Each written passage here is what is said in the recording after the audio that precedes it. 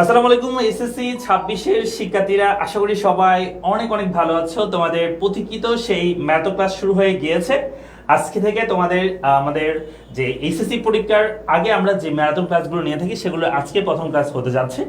So আমরা সবাই একটু জয়েন করব। আমরা ঠিক মতো শুনতে দিতে পারছি কিছু জানাবো। হ্যাঁ, যদি ঠিক মতো শোনা যায় দেখা যায়, আশা করছি সবাই আমরা কি করব, ক্লাসে জয়েন করবো আর কি। হ্যাঁ, সো সবাই একটু জয়েন করো।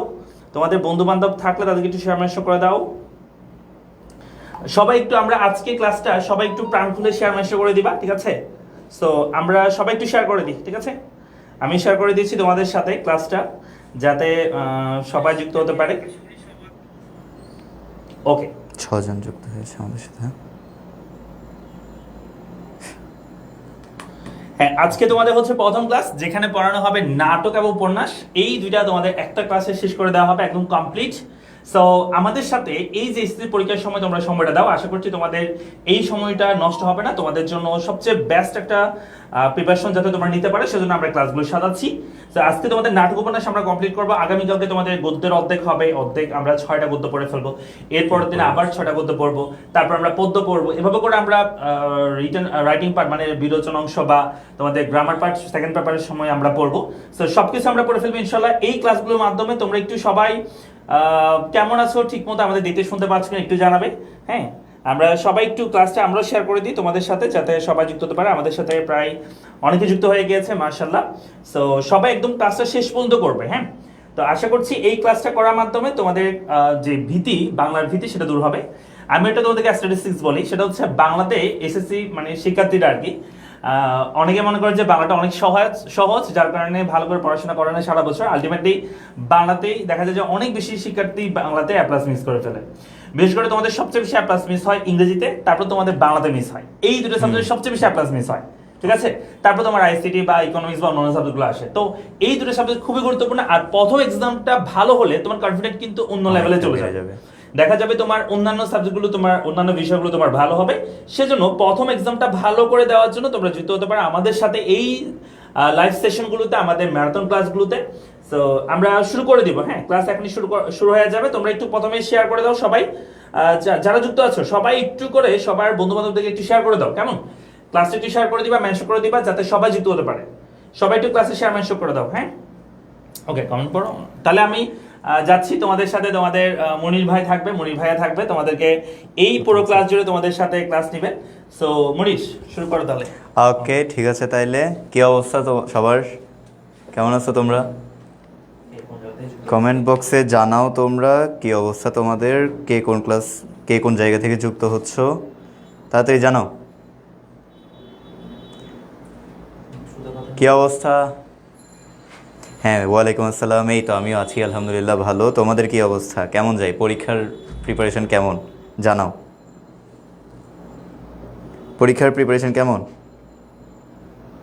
ওয়ালাইকুম আসসালাম। চোখ দুইটা এদিকে, এটার এই ইমোজিটার মানে কি এরকম? এটার মানে কি? ওকে, শেয়ার ডান। ওকে, আমরা হচ্ছে এখন কয়টা বাজছে? এখন 7:26। আমাদের কিছুটা দেরি হয়ে গেছে, আসলে কিছুটা না, অনেকটাই দেরি হয়েছে লোডশেডিংয়ের কারণে। তো আমরা চেষ্টা করব খুবই সংক্ষিপ্ত সময়ের মধ্যে, সংক্ষিপ্ত সময় আসলে এই সংক্ষিপ্ত সময়ের মধ্যে যেটুকু পারি আমরা শেষ করার চেষ্টা করব। আমরা তোমরা তো ইতোমধ্যে আশা করি উপন্যাসটা পড়ে ফেলেছো, উপন্যাসটা পড়ছো, তোমরা নাটকটা পড়ছো। আর আমরা আজকে দেখব, আমরা হচ্ছে সংক্ষিপ্ত আকারে উপন্যাসটার নাটকটা বুঝবো। এছাড়া কিভাবে হচ্ছে আমরা আনসার করব, কীভাবে সৃজনশীল প্রশ্ন আনসার করব পরীক্ষাতে, যেহেতু একটা বিশাল নাম্বার আমাদের এই ইয়েতে আছে, সৃজনশীল প্রশ্নের জন্য আছে। তো কিভাবে আনসার করব এটাও আজকে আমরা ইনশাআল্লাহ পড়াশোনা করব, ঠিক আছে? ওকে, দেখি তোমরা আমাকে একটা ধারণা দাও যে আমি একটা প্রশ্ন করব, ধারণা দাও তোমরা যে উপন্যাস আর নাটক পড়া হয়েছে, পড়া হয়েছে কার কার? আচ্ছা, ওটাও দিলে তো প্রায় সবারই পড়া হয়েছে। পড়া হয়নি কার কার, এটা একটু জানো। ওকে, পড়া হয়নি, যাদের পড়া হয়নি তারা কমেন্ট বক্সে জানাও যে পড়া হয়নি, অথবা জাস্ট হয়নি লিখলেও হবে, না লিখলেও হবে। ওকে, জাস্ট জানাও কার এখনও পর্যন্ত উপন্যাস আর নাটকটা পড়া হয় নাই। ওকে, একটু জানাও। এই তো আমিও আছি আলহামদুলিল্লাহ। এই প্লাস হলো ওইটা না, ওইটা রেকর্ড থাকবে নাকি জিজ্ঞেস করতেছে পোলাপান। আল্লাহ রে আল্লাহ, জাহান্নামি জাহান্নামি। আহা। আহ, ওয়ালাইকুম আসসালাম। তোমার কমেন্ট আগেরটা বোধহয় দেখি নাই রিঙ্কি দাস, তোমার আগের কমেন্টটা সম্ভবত দেখা হয়নি। মাধব মণ্ডল, হ্যাঁ এই তো আমি আছি আলহামদুলিল্লাহ ভালো। শাহিনুর, ওয়ালাইকুম আসসালাম, কী অবস্থা তোমার?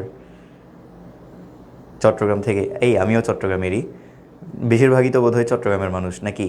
বাইরের কে কে আছি? আচ্ছা, শাহিনুরের পড়া হয়নি। কাস কাশ ফরাতুল জান্নাত কাশফার পড়া হয়নি। আচ্ছা, আহ, আজ শেষ করবা? আচ্ছা ঠিক আছে। সুমনা মাধুর, তোমারও মাতবর, তোমারও পড়া হয়নি। সরি, আমার নাম স্পেল করতে যদি মিস্টেক হয় তার জন্য সরি তোমাদের কাছে আগে আগে আগেই। আচ্ছা, আচ্ছা, আন্ডারস্ট্যান্ডিং লেভেল লো, ঠিক আছে। আজকে অবশ্যই অবশ্যই 26-এর জন্য, 26-এর পরীক্ষার আগে আমরা 27-এর জন্য কেন পড়াশোনা করবো, তাই না? 26-এর জন্যই, অবশ্যই তোমাদের জন্যই। আচ্ছা, আচ্ছা, অনেকেরই পড়া হয় নাই। উপন্যাসটা পড়ছো, তাবাসসুম ইসলাম উপন্যাসটা পড়ছো, নাটক পড়ো নাই। ওকে, আচ্ছা ঠিক আছে। আজকে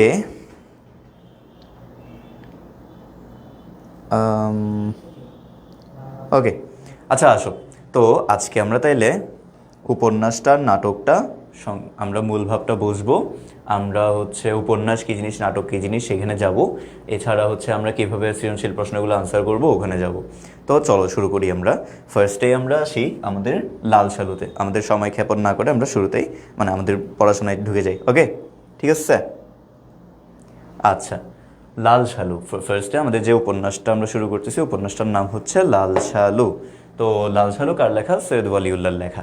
তো ফার্স্টে আমরা উপন্যাস কী জিনিস সেটা একটু বুঝি। আচ্ছা দেখি, বলো তো, তোমাদের কাছে আমি যদি জিজ্ঞেস করি যে সাহিত্যকর্ম কয় ধরনের হয়, তোমাদের কাছে যদি আমি জিজ্ঞেস করি সাহিত্যকর্ম কয় ধরনের হয়, তাহলে তোমরা কি বলবা? সাহিত্যকর্ম তোমাদের কাছে যদি জিজ্ঞেস করি, দেন তোমরা হয়তো বলবা যে সাহিত্যকর্ম যেগুলোকে আমরা বলতেছি, যেগুলো আমরা সাহিত্য বলি, সাহিত্য কয় ধরনের হইতে পারে?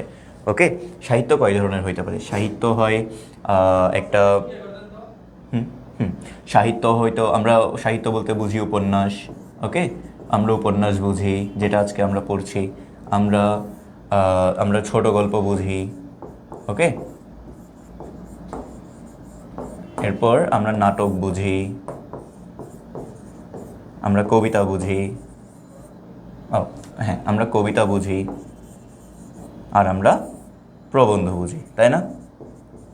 মানে হয় এটা একটা গল্প হবে, না না হয় হবে না। মানে তুমি যে গদ্যটা পড়ছো সেই গদ্যটা হয় একটা গল্প হবে, মানে ওখানে হয় একটা গল্প বলবে, না হয় বলবে না। ওকে, যদি গল্প বলে তাহলে এগুলো কি হবে? গল্প থাকবে কোনগুলোতে? গল্প, মূল উপজীব্য হবে একটা গল্প। সেইগুলো কোনগুলোতে?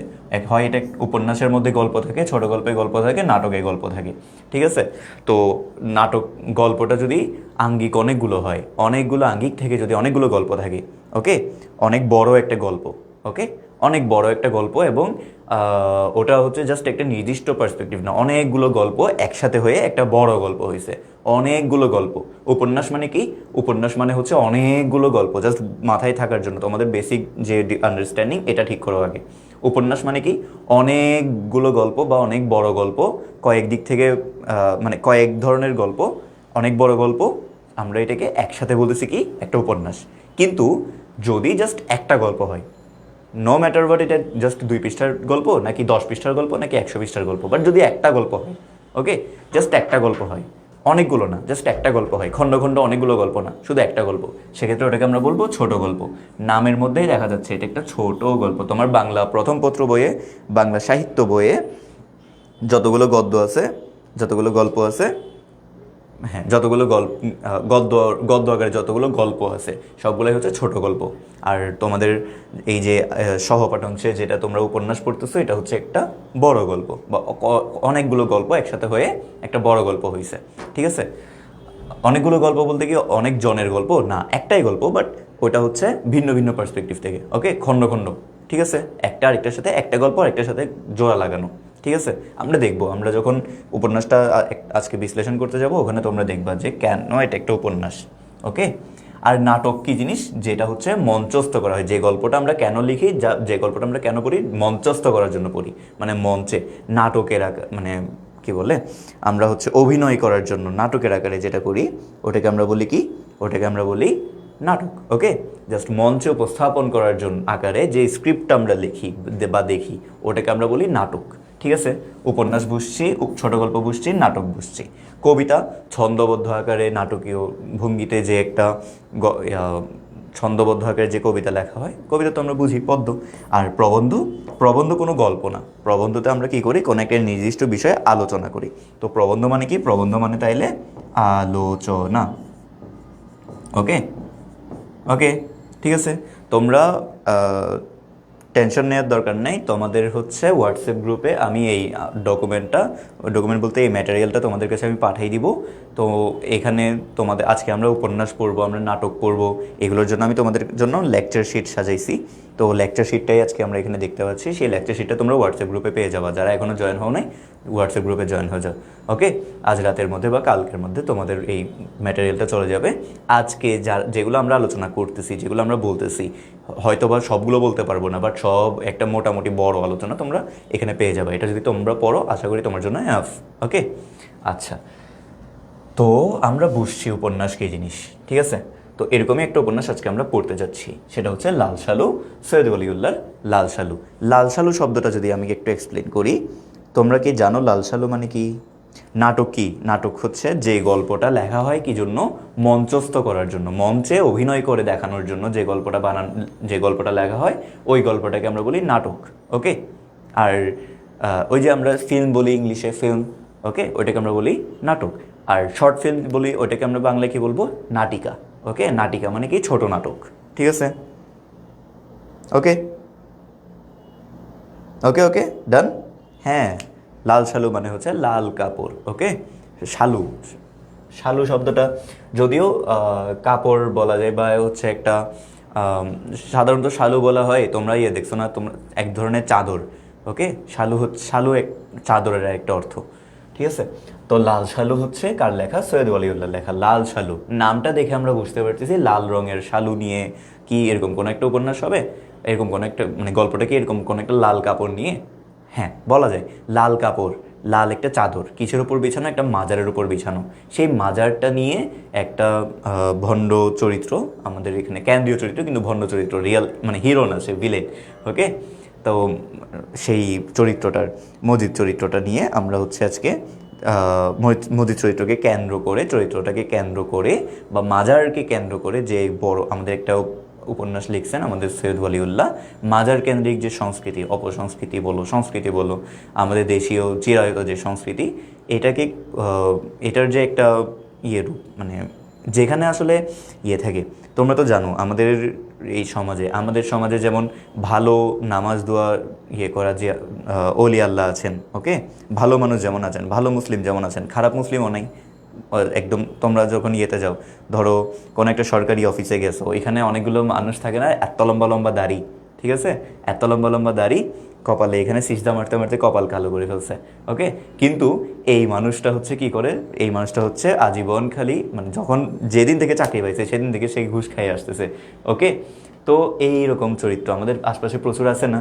তো ভণ্ড মানুষ যেমন আছে, ভণ্ড ধার্মিক যেমন আমাদের আশপাশে আছে, ভালো ধার্মিকও আমাদের আশপাশে আছে।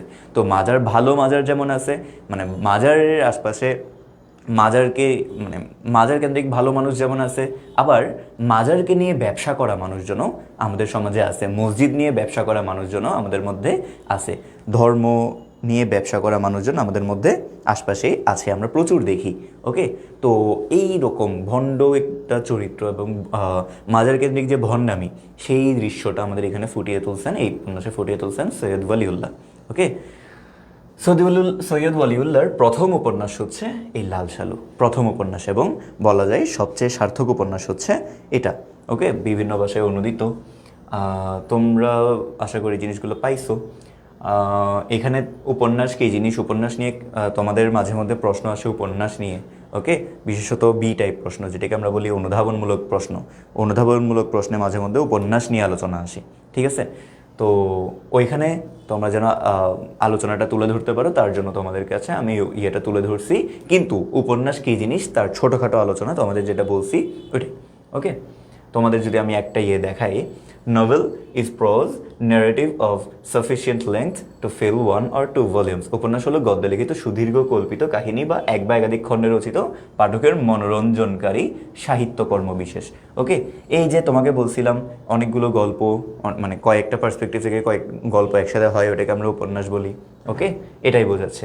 দেন হচ্ছে এই যে গ্রন্থকারের ব্যক্তিগত জীবন দর্শন ও জীবনানুভূতি কোনো বাস্তব কাহিনী অবলম্বন করিয়া যে বর্ণনাত্মক শিল্পকর্মে রূপায়িত হয় তাহাকে উপন্যাস বলে। যদিও এই সংজ্ঞাটা পুরোপুরি না, পুরোপুরি হচ্ছে উপন্যাসকে তুলে ধরে না, কারণ হচ্ছে ছোট গল্প তো কিন্তু প্রায় সেম বৈশিষ্ট্য মণ্ডিত। ঠিক আছে, তো তোমাকে যেটা বলছি শুরুতেই, ওই মানে ডিফারেন্সিয়েট করছি ছোট গল্প আর উপন্যাসের, এটা একটু মাথায় রাখবা ভালো করে। ওকে, না হয় পরীক্ষায় লিখতে গিয়ে তোমার ঝামেলা হবে। সার্থক উপন্যাসের বিভিন্ন উপাদান এগুলো ছোট করে দিলাম এখানে। তো আমরা হচ্ছে আমাদের টাইম কয়টা বাজছে? ও 7:38। সাউন্ড কি কম? সাউন্ড কি কম? সাউন্ড কি কম একটু জানাও তো আমাকে। ফ্লাওয়ার পিলস অ্যাপেল মানে কি বুঝলাম না। আবদুল্লাহ নূর কি বোঝাইলা? আচ্ছা, ফ্লাওয়ার পিলস অ্যাপেল এরকম কিছু কি এখানে আছে? আচ্ছা, এটা হচ্ছে এখানে কিছু নিয়ে তথ্য, এই উপন্যাসটা নিয়ে কিছু তথ্য এখানে আছে।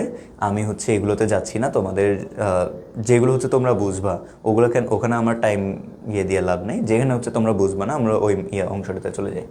তো লাল সাল উপন্যাসের সমাজ বাস্তবতা, মাঝে মধ্যে সমাজ বাস্তবতা নিয়ে প্রশ্ন আসে, এই জন্য দিলাম। এছাড়া হচ্ছে কেন এটাকে সমস্যামূলক উপন্যাস বলা হবে ব্যাখ্যা করতে যদি বলে, দেন এটাও তোমরা এখানে পাবা। এরপর হচ্ছে মাজারের রায় দিয়ে, আচ্ছা ছোটোখাটো সারমর্ম দিছিলাম একটা, এটা কই? আচ্ছা, লেখকের সংক্ষিপ্ত পরিচিতি। আমাদের চট্টগ্রামে যারা হচ্ছে চট্টগ্রামের আছো তারা হয়তো রিলেট করতে পারবা। চট্টগ্রামের 16 শহর যে অঞ্চলটা, যে এলাকাটা, এখানে হচ্ছে তার জন্ম। ওকে, পিতা হচ্ছে সৈয়দ আহমদুল্লাহ, মাতা নাসিম আরা খাতুন। ওকে, চট্টগ্রামকে কিন্তু মাজারের শহর বলা হয়, বা চট্টগ্রামে কিন্তু প্রচুর মাজার। আর যেহেতু প্রচুর মাজার ভালো মাজার যেমন আছে, মানে মাজার কেন্দ্রিক ভালো মানুষজন যেমন আছে, আবার অনেক ভণ্ড মাজারও আছে আমাদের আশপাশে, কুসংস্কারাচ্ছন্ন মাজারও আছে। তো ইনি তো এগুলো দেখেই বড় হয়েছে বলা যায়। এছাড়া বাংলাদেশে তো প্রচুর মাজার। তো এই যে মাজারের কেন্দ্রিক যেসব অপসংস্কৃতি, এগুলো এটা হচ্ছে প্রধান উপজীব্য এই উপন্যাসটার। ঠিক আছে, এছাড়া আরও বেশ কিছু জিনিসপত্র আমরা এখানে দেখতে পাই। যেমন ধরো এই উপন্যাসটাতে আমরা মাজার কেন্দ্রিক যে অপসংস্কৃতি এটা দেখতে পাই। আমাকে কি একদম কালো কালো লাগতেছে কিরে ভাই? আচ্ছা, তো মাজার কেন্দ্রিক যে অপসংস্কৃতি এটা যেমন আমরা দেখতে পাই, আমরা কি আর কিছু দেখতে পাই না?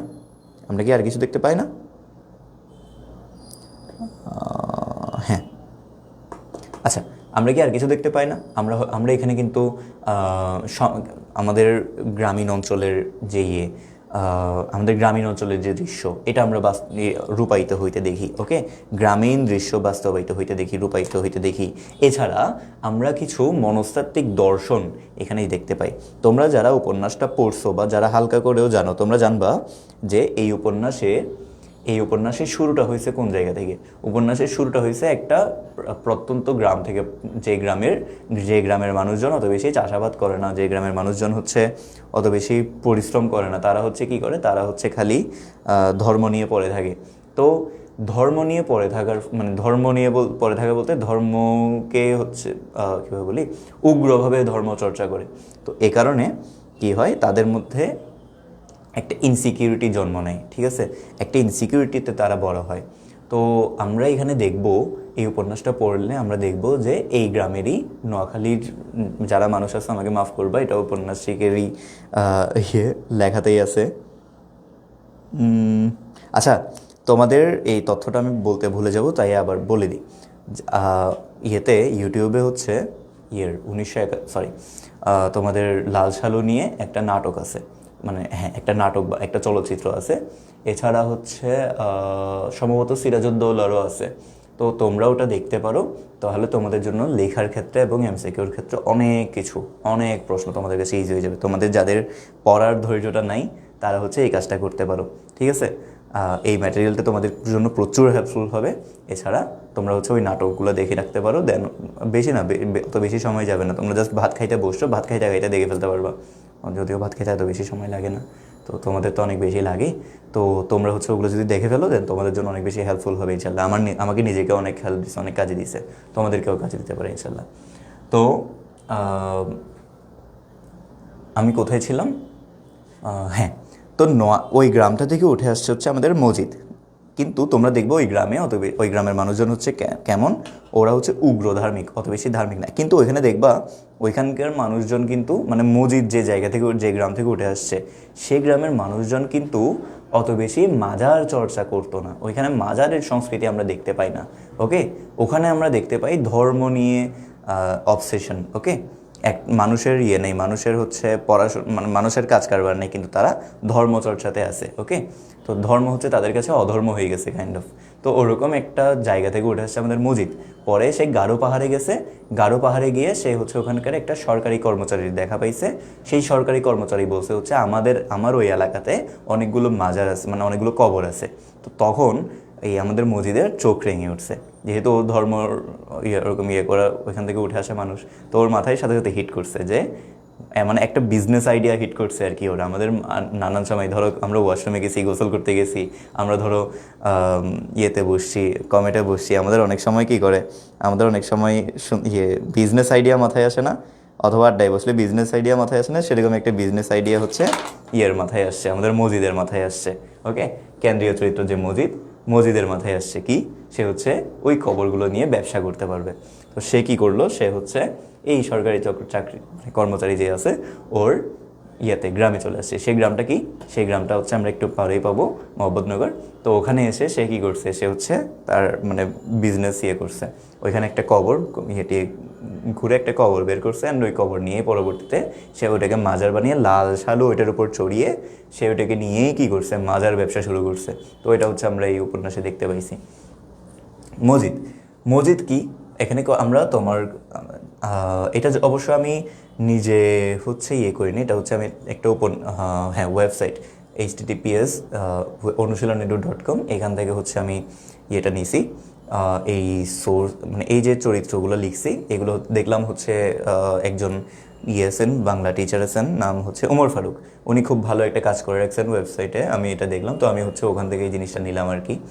তো তো তোমাদের জন্য সবগুলো চরিত্র আমি এখানে তুলে দিলাম, চরিত্রকেন্দ্রিক যেসব।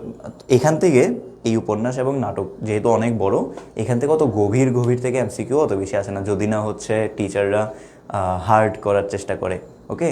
অত বেশি গভীর থেকে প্রশ্ন আসে না। তোমরা গাইডে প্রচুর পরিমাণ প্র্যাকটিস করো, প্রচুর পরিমাণ এমসিকিউ আর সিকিউ প্র্যাকটিস করো, ইনশাআল্লাহ তোমার জন্য চলে আসবে, ওকে?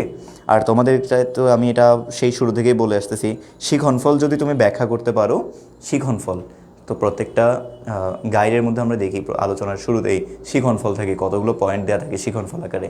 সেই শিখনফলগুলো যদি তোমার মাথায় থাকে, শিখনফলগুলো যদি তুমি ব্যাখ্যা করতে জানো, সেগুলোর ব্যাখ্যা যদি তোমার মাথায় থাকে, তুমি ইজিলি যে কোনো প্রশ্ন, ওই অধ্যায় থেকে যে কোনো প্রশ্ন তুমি আনসার করতে পারবা, ওকে? যে কোনো ধরনের প্রশ্ন, যে কোনো উদ্দীপক আসুক, তুমি আনসার করতে পারবা, আনসার বের করে ফেলতে পারবা, কারণ তোমার মাথায় মূল আইডিয়াটা আছে। আর শিখনফলকে কেন্দ্র করেই হচ্ছে টিচাররা বানায়, ওকে? আচ্ছা, তোমাদের কমেন্ট একটু চেক করি।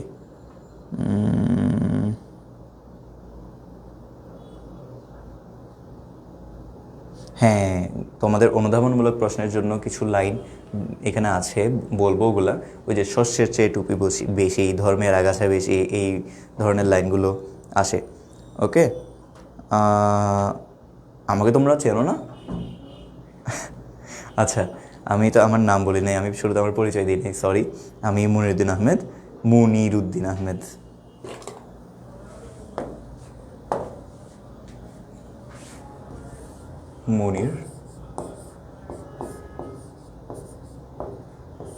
মুনিরুদ্দিন আহমেদ, আর আমি পড়াশোনা করছি চট্টগ্রাম বিশ্ববিদ্যালয়ে বাংলা বিভাগে।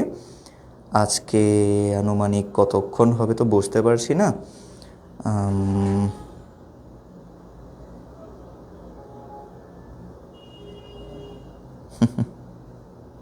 আচ্ছা, আসো।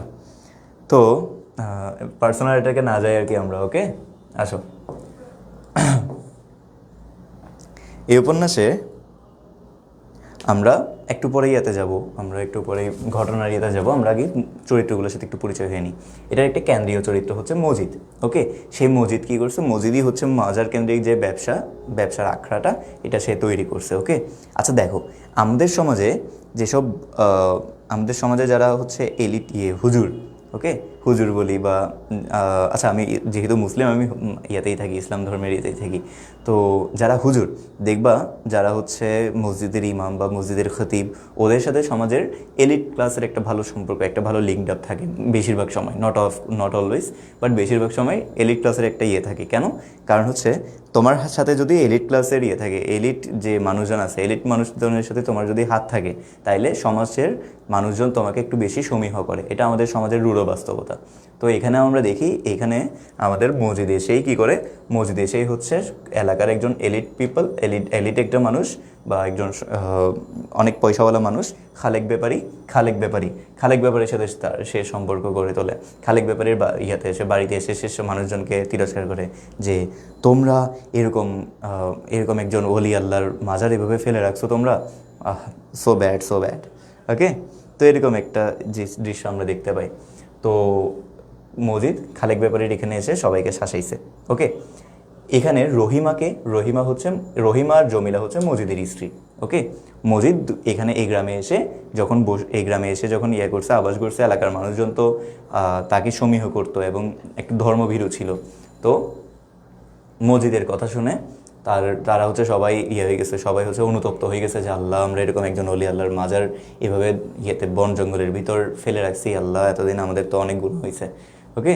তো এরকম করে সবাই অনুতপ্ত হয়ে মসজিদের ভক্ত হয়ে গেছে, মানে মসজিদের অনুরক্ত হয়ে গেছে। তবে একজন হয় নাই, ওইটা আমরা একটু পরে আসবো, আক্কাস নামের একজন, ওটার আমি একটু পরে আসবো, আমরা আপাতত এখানে থাকি।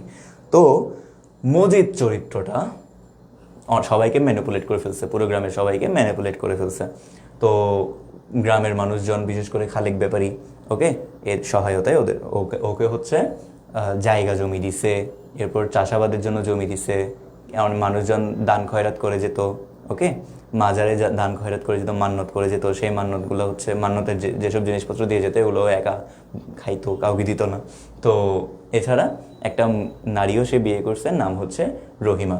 পরবর্তীতে আরেকটা মেয়ের সাথে সে বিবাহ বন্ধনে আবদ্ধ হয়েছে, যার নাম হচ্ছে জমিলা, ওকে? অল্প বয়সী একটা স্ত্রী, সে হচ্ছে ধরো তার তো সন্তান ছিল না, তো ভবিষ্যৎ নিয়ে সে যখন হয়ে গেছিল, সন্দেহ পোষণ করতেছিল, তো পরবর্তীতে সে জমিলাকে বিয়ে করছে। তো রহিমা আর জমিলা তার দুইজন স্ত্রী। রহিমা চরিত্রটা হচ্ছে খুবই ধর্মভীরু ছিল, মসজিদকে খুব সে ভয় পাইতো।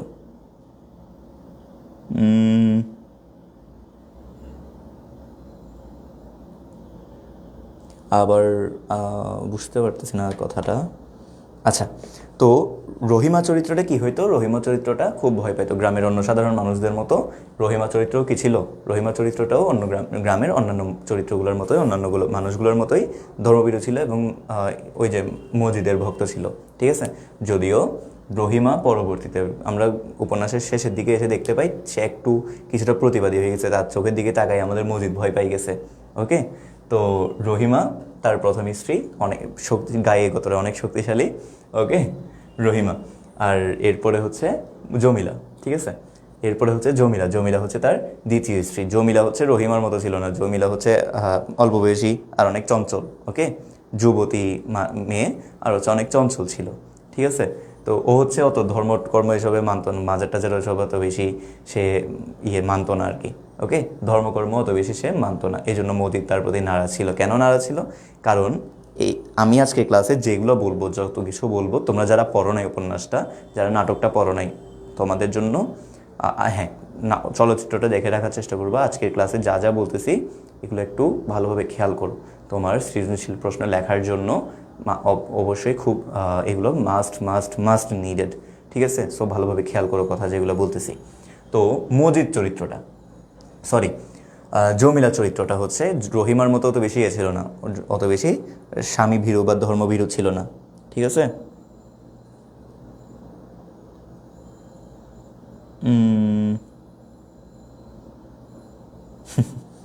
আচ্ছা আচ্ছা শোনো, তোমরা কমেন্ট বক্সে সালাসালি না করে এখানে আসো, ঠিক আছে? সালাসালি করিও না তোমরা, এখানে আসো। তো জমিলা জমিলা হচ্ছে অত বেশি ধর্মভীরু ছিল না। তো এখন আমাদের মজিদ চরিত্রটা গ্রামের সবাইকে ম্যানিপুলেট করছে কি দিয়ে? এই ধরনের ভণ্ড মানুষগুলো, ভণ্ড হুজুরগুলা মানুষকে মানুষকে ম্যানিপুলেট করে কিভাবে জানো? কিভাবে? ধর্ম দিয়ে। ওকে, ধর্মের ভয় দেখিয়ে। তো সেভাবেই সে জমিলাকেও ম্যানিপুলেট করার চেষ্টা করছে ধর্মের ভয় দেখিয়ে। কিন্তু জমিলা চরিত্রটা কি হয় নাই? পটে নাই। জমিলা চরিত্রটা হচ্ছে নরম হয় নাই। তো একদম আমরা শেষে গিয়ে, উপন্যাসের শেষে গিয়ে দেখবো এই জমিলা চরিত্রটাকে সে দিছে, মানে সে মজিদ বলতেছে হচ্ছে জমিলাকে জিনে ধরছে। তো তাকে প্রায়শ্চিত্ত করার জন্য মাজারের খুঁটির সাথে বেঁধে রাখছিল। তো সেদিনই, মানে সেই রাতে প্রচুর বৃষ্টিপাত হয়েছে, ঝড় আসছে। তো এরপরেও মজিদ কী করে নাই? মজিদ তাকে ঘরে তুলে আনে নাই, ওই বাইরেই হচ্ছে বন্দি করে মানে বাইরেই বেঁধে রাখছে খুঁটির সাথে। তো এইভাবে ঝড় বৃষ্টি সহ্য করে জমিলা হচ্ছে সকালে দেখা গেল কি জমিলা হচ্ছে একদম পড়েছিল, নিথর দেহ পড়েছিল, মরে যায়নি, জাস্ট বেহুশ হয়ে পড়েছিল। রহিমা রহিমাকে তাও ছাড়তে চাচ্ছিল না। রহিমা তো অনেক চাচ্ছে ওকে ঘরে নিয়ে আসবে, জমিলাকে তুলে ঘরে নিয়ে আসবে। জমিলাকে রহিমা নিজের বোনের মতো, ছোট বোনের মতো মনে করতো, যদিও সতীন ছিল কিন্তু নিজের ছোট বোনের মতো মনে করতো রহিমা, ওইভাবে যত্ন আত্মীর করতো। তো রহিমা চাইতো জমিলা হচ্ছে নরম হয়ে যাক, স্বামীর অনুরক্ত হোক, ভক্ত হোক, কিন্তু জমিলা করে না। তো জমিলাকে সে, জমিলা যখন এরকম নিথর হয়ে পড়েছিল, তো জমিলাকে এসে রহিমা হচ্ছে নিয়ে আসছে ঘরে, ঠিক আছে? ঘরে নিয়ে মজিদের বিরুদ্ধে গিয়ে। তো মজিদ যখন রহিমার চোখের দিকে তাকাইলো, তখন রহিমা তো নর্মালি হচ্ছে স্বামীর ভক্ত, একদম নরম। কিন্তু তখন হঠাৎ দেখা গেলে কি, আমরা অন্যান্য চরিত্রগুলোর ব্যাখ্যাতে যাব, আপাতত আমরা বউয়েরগুলো শেষ করে আসি। তো রহিমার চরিত্রতে আমরা দেখলাম কি, রহিমা যখন জমিলাকে নিয়ে আসছে, তো রহিমা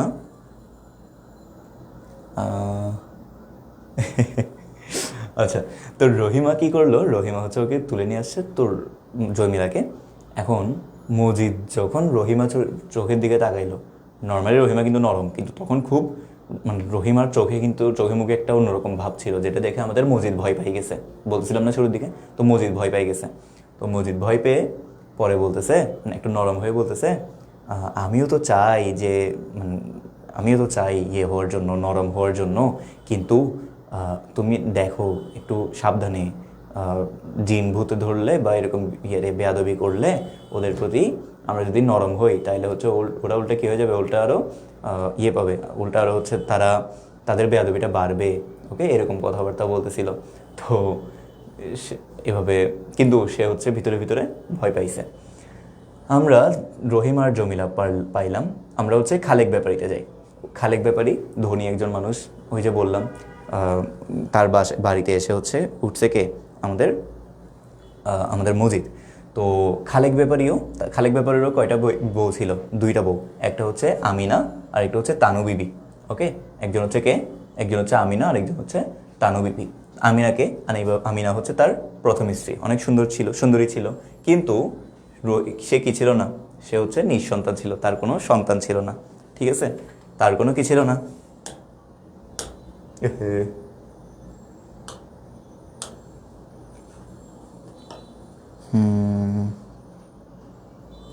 আজ আমাদের এক্সামে এই প্রশ্নটা আসছিল। কোনটা? ও, গ্রামের মানুষের প্রতিচ্ছবি হলো রহিমা, ওইটা? দেখছ, প্রশ্নে চলে আসতেছে জিনিসগুলা, যেগুলো বলতেছি এগুলো তোমার প্রশ্নের কমন জিনিসই। ওকে, এই ব্যাখ্যাগুলো ওইখানে কাজে দিবে অবশ্যই, তো একটু খেয়াল করো ভালো করে।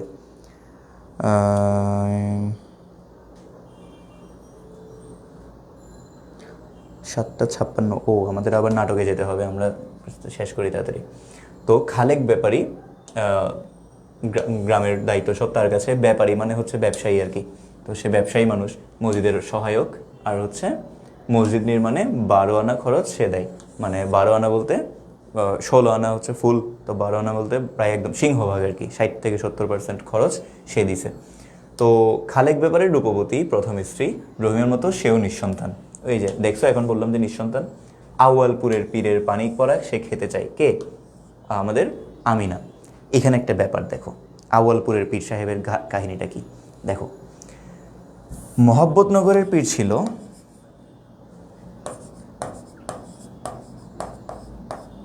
মহব্বতনগরের পীর ছিল কে? আমাদের মজিদ। আর এদিকে আউয়ালপুরের পীর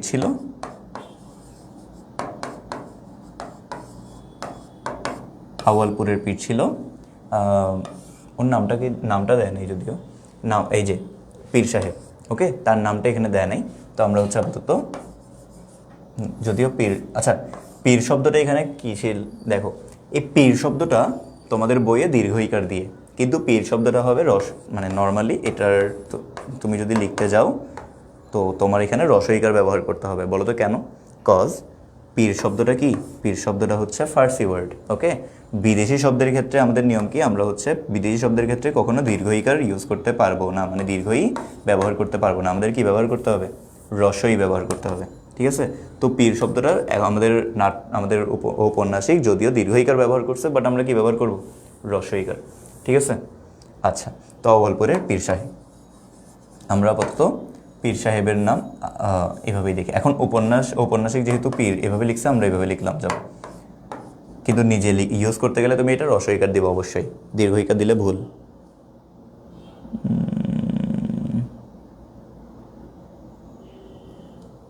আচ্ছা ঠিক আছে, তাহলে আসো। তো মজিদ চরিত্রটা কি করছে, সরি, আমাদের খালেক ব্যাপারীর বউ আমিনা নিঃসন্তান ছিল না।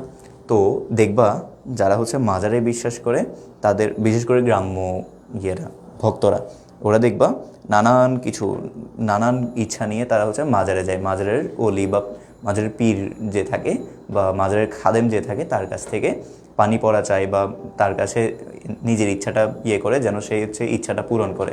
আসলে নর্মালি ইচ্ছা পূরণের দায়িত্ব তো আমাদের স্রষ্টার, কিন্তু হচ্ছে কেউ কেউ মানে এই যে যারা হচ্ছে মাজার ব্যবসায়ী, ওরা হচ্ছে এমনভাবে এটা ম্যানিপুলেট করে যেন মানে যারা হচ্ছে মাজারে যে আছেন তিনি হচ্ছেন দিতে পারেন, তিনি হচ্ছেন ইচ্ছাটা পূরণ করতে পারেন, এভাবে হচ্ছে তারা ম্যানিপুলেট করে আর কি।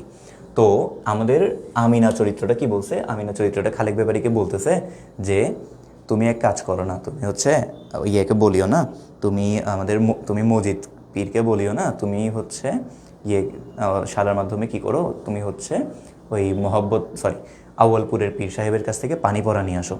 পানি পড়া খেয়ে আমার যদি সন্তান হয়, মানে আমার সন্তান হওয়ার জন্য তুমি পানি পড়া নিয়ে আসো। ঠিক আছে, এখন খালেক তো টেনশনে পড়ে গেছে। কেন? কারণ হচ্ছে খালেক খালেকের গ্রামের পীরকে মজিদ, এখন মজিদের পানি পড়া না নিয়ে সে যে আউয়ালপুরের পীরের পানি পড়া চাচ্ছে, এটাতে মজিদ খেপে যাবে না? তো মজিদ পরে গিয়ে টের পাইছে।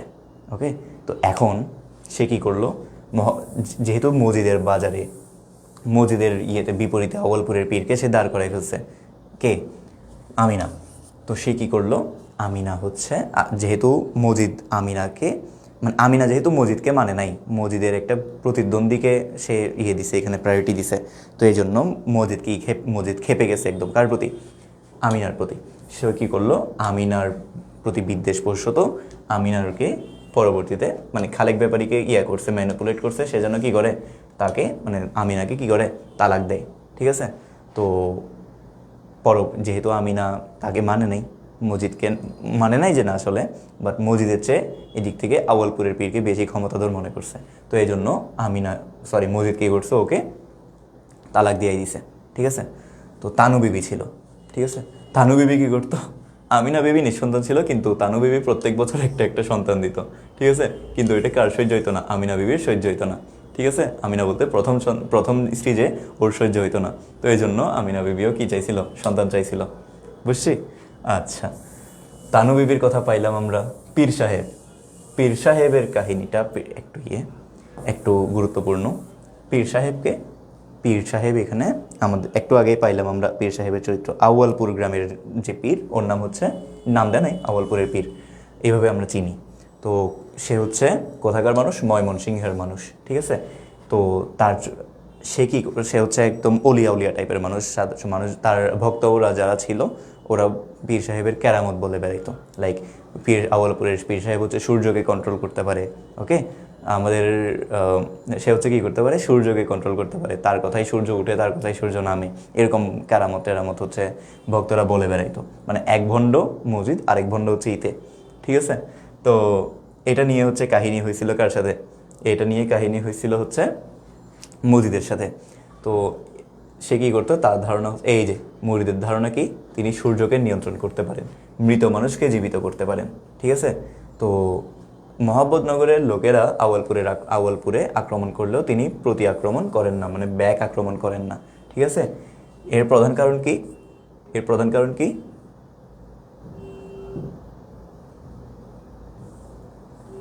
এই যে এর প্রধান কারণ হচ্ছে তার বয়স্ক অবস্থা। ওকে, তিনি হচ্ছেন মানুষকে বলে বেড়ান যে আমি বুড়া হইছি। ওকে, মানে এছাড়া মানুষকে বলে বেড়ান কি, যে আমি তো অনেক ভালো মানুষ, আমি তো ওদের মতো অত বেশি উগ্র না, এই জন্য হচ্ছে আমি প্রতি আক্রমণ করি না আর কি। তো এই বয়সে দাঙ্গা হাঙ্গামা আমার ভালো লাগে না। তিনি উদারতা দেখিয়ে বলেন, কুত্তা তোমাকে কামড় দিলে তুমিও কি কুত্তাকে কামড়াবে, এই লাইনটা গুরুত্বপূর্ণ। এটা নিয়ে মাঝে মধ্যে কি আসে, মাঝে মধ্যে অনুধাবনমূলক প্রশ্ন আসে যে কুত্তা তোমাকে কামড় দিলে তুমিও কি তাকে কামড়াবে, এটার ব্যাখ্যা মাঝে মধ্যে জানতে চাওয়া হয়। আশা করি তুমি এখন বুঝতে পারছো যে মোহাম্মদনগরের এই মানুষজনকে তিনি এখানে কি বলতেছেন, কুত্তা বলতেছেন, ঠিক আছে। তো মোহাম্মদনগরের মানুষজন তো যে তো ওকে মারতে আসতেছে, ওরা তো কুত্তা, তো ওদেরকেও কি তুমি ব্যাক দিবা, কুকুরকে তুমি আবার ব্যাক আক্রমণ করো, কামড় দাও। তো এরপরে ধলা মিয়াকে তানুবিবির বড় ভাই বোগা কিসিমের মানুষ, ঠিক আছে। বৈশিষ্ট্যগুলো, তার গুণ তার যে বৈশিষ্ট্য, এগুলো হচ্ছে আমরা এখানে দেওয়ার চেষ্টা করছি, আশা করি তোমার কাজে দিবে। তো এই জায়গাটা তার তার তো অনেকগুলো জায়গা ছিল, বাট যে জায়গাটা তোমার মনে রাখতে হবে সেটা কি, ওই যে আমাদের আমিনা বিবি পানি পড়া চাইছিল না, সেই পানি পড়া কাকে দিয়ে আনানোর জন্য, মানে আমাদের ব্যাপারী, আমাদের খালেক ব্যাপারী কাকে দিয়ে আনাচ্ছে, এই ধলামিয়াকে দিয়ে। আর ধলামিয়াটাকে তানুবিবির বড় ভাই, ঠিক আছে। তো সে কি করছে, খালেক ব্যাপারী তাকে আউয়ালপুরের পানি আনার জন্য পাঠাইছিল, কিন্তু সে কি করছে, সে হচ্ছে টাকাটা মেরে দেওয়ার জন্য, এখন ধরো আউয়ালপুরে যেতে হইলে ওর টাকা পয়সা দিতে হবে না, টাকা পয়সা কিছু দিচ্ছে না, খরচাপাতি, তো ওইগুলো সে নিজে রেখে দিয়ে খালেক ব্যাপারীকে এসে বলবে কি, মানে তার মাথায় ছিল কি, খালেক ব্যাপারীকে এসে বলবে যে আমি আউয়ালপুর থেকে পানি পড়া নিয়ে আসছি, কিন্তু আসলে তার ধান্দা ছিল কি, সে হচ্ছে পানি পড়া নিবে কার থেকে, থেকে আমাদের মসজিদ থেকে, ঠিক আছে। তো মাঝখানে সে মসজিদকে গিয়ে বলতেছে যে আমাকে বলছে যে আউয়ালপুরের পীর সাহেব থেকে পানি নিয়ে আসার জন্য, কত বড় বেয়াদব, ঠিক আছে। কিন্তু আমি কি করছি, আমি তো আপনার ভক্ত, আমি এই জন্য আপনার কাছে নিয়ে আসছি। এখন ওনাকে আবার বলে দিয়েন না, ঠিক আছে, ওনাকে আবার বলিয়েন না এগুলা, আপনি আমাকে পানি পড়া দিয়ে দেন, আমি আপনার পানি পড়াই, আউয়ালপুরের পীরের পানি পড়া দিয়ে কিছু হবে না, কিন্তু আপনার পানি পড়া দিয়ে কী হবে, সে গর্ভবতী হইতে পারবে। এখন মসজিদ তো গেছে খেপে, পরবর্তীতে কী কী কাহিনী হইলো এটা তো আমরা দেখলামই, ঠিক আছে। এরপরে আমরা আরেকটা চরিত্র পাই, মোদাব্বের মিয়া কি, আক্কাসের বাপ। এখন আক্কাস চরিত্রটা হচ্ছে একজন শিক্ষিত যুবক গ্রামের। সে কি চাইছে, সে হচ্ছে একটি স্কুল প্রতিষ্ঠা করতে চাইছে, হ্যাঁ, ওকে। এই যে আক্কাস কি করছে, আক্কাস হচ্ছে একটি স্কুল প্রতিষ্ঠা করতে চাইছে। এখন আমাদের মসজিদ কি করে নাই, মসজিদ হচ্ছে এটা অ্যালাউ করে নাই, ওকে। মসজিদ এটা কি করে নাই, অ্যালাউ করে নাই। কেন করে নাই, কারণ মসজিদের যে ব্যবসাটা, এটা কিসের উপর কেন্দ্র করে, কিসের উপর ভিত্তি করে দাঁড়ায় আছে, অন্ধত্বের উপর, তাই না। এখন এই যে অন্ধত্ব, শিক্ষাগত অযোগ্যতা, গ্রামের মানুষজন যে অশিক্ষিত, ওকে, মূর্খ, এজন্যই তো তারা এই কুসংস্কারে বিশ্বাস করতেছে, তাই না। তো মানুষজন যদি শিক্ষিত হয়ে ওঠে তাহলে তো ওরা কুসংস্কার মানবে না, আর তাইলে তো মসজিদের ব্যবসা পুরো ডাউন হয়ে যাবে। এই জন্য মসজিদ কী করতে চায় নাই, স্কুল প্রতিষ্ঠা করতে দিতে চায় নাই, ওকে। তো স্কুল কেন প্রতিষ্ঠা করতে দিতে চায় নাই যদি জিজ্ঞেস করে, আশা করি পারবা, ঠিক আছে, ওকে। আক্কাস হচ্ছে মোদাব্বেরের ছেলে। তো অনেক দিন বিদেশে ছিল, করিমগঞ্জ স্কুলে, সে নিজে ইংরেজি পড়েছে, পাট বা তামাকের আড়তে চাকরি করে টাকা পয়সা জমিয়ে দেশে ফিরেছে। ছোটোবেলা থেকে সে উচক্কা ধরনের ছেলে, মানে খুবই বিদঘুর, একটু চঞ্চল টাইপের। তো করিমগঞ্জে গিয়ে বড় পোস্টের কাউকে ধরে সরকারের কাছে সাহায্যের জন্য পাঠায়, গ্রামে স্কুল বানাতে চায়। এই যে এটা নিয়ে হচ্ছে সবচেয়ে বেশি প্রশ্ন আসে আক্কাসের পরিচয়ে।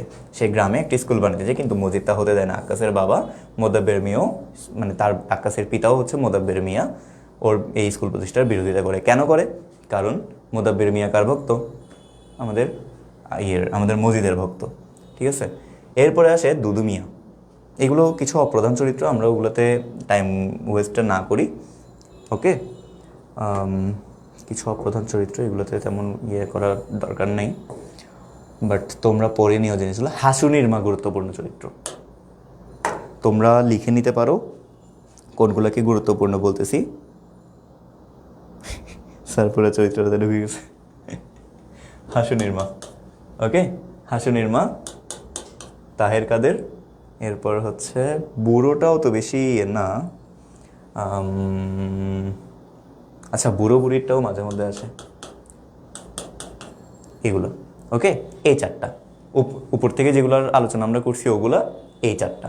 ঠিক আছে, এগুলো একটু খেয়াল করে পড়বা। এগুলো হচ্ছে গুরুত্বপূর্ণ চরিত্র, মানে বেশি প্রশ্ন আসে, বেশি এমসিকিউ আসে যেগুলো থেকে, ওগুলো হচ্ছে এগুলো। কী কী বললাম? হাসুনির মা, তাহের কাদের, বুড়ো বুড়ি। আর সকাল প্রথম থেকে যেগুলো পড়ছি, সকাল থেকে বলতেছি, মজিদ, রহিমা, জমিলা, খালেক ব্যাপারী, আমিনা তানু, পীর সাহেব। ওকে, ধলা মিয়া আর আক্কাস, এগুলা। ওকে, আচ্ছা আর কি আছে?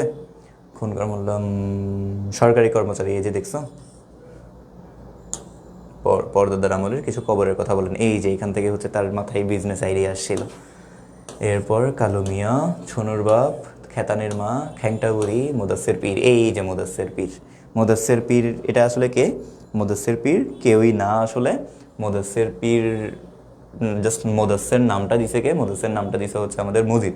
ওকে, বাট আসলে এটা মুদাস্সের নাকি কে এটা নিজেও জানে না, কেউই জানে না। ওকে, তো এখন সে বাইরে থেকে, তার তো একটা কবর লাগবে মাছের ব্যবসা করার জন্য, তো সে হচ্ছে জঙ্গলের ভিতর থেকে একটা কবর বের করে ওইটাকে সে বলতেছে এটা হচ্ছে একজন অলি আল্লাহর পীর, অলিটার নাম হচ্ছে মুদাস্সের। তো এটা আসলে একজন নাম না জানা পীর, যাকে ঘিরে মসজিদের যত ভণ্ডামি আর আধিপত্য বিস্তার। ওকে, আচ্ছা, উপন্যাসের কিছু চুম্বক তথ্য তোমাদের জন্য এমসিকিউ এবং ক নম্বর প্রশ্নের জন্য এই অপশন, মানে এই অংশটা গুরুত্বপূর্ণ। উপন্যাসের চুম্বক তথ্য।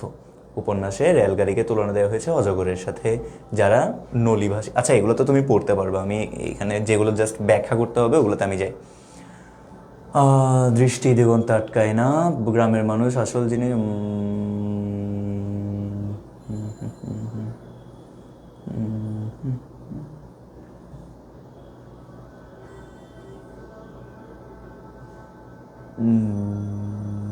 এটা হচ্ছে তার ছোটবেলার কথা, ছোটবেলার স্মৃতি এগুলো। সে নিজেও ছোটবেলায় এমন করতো।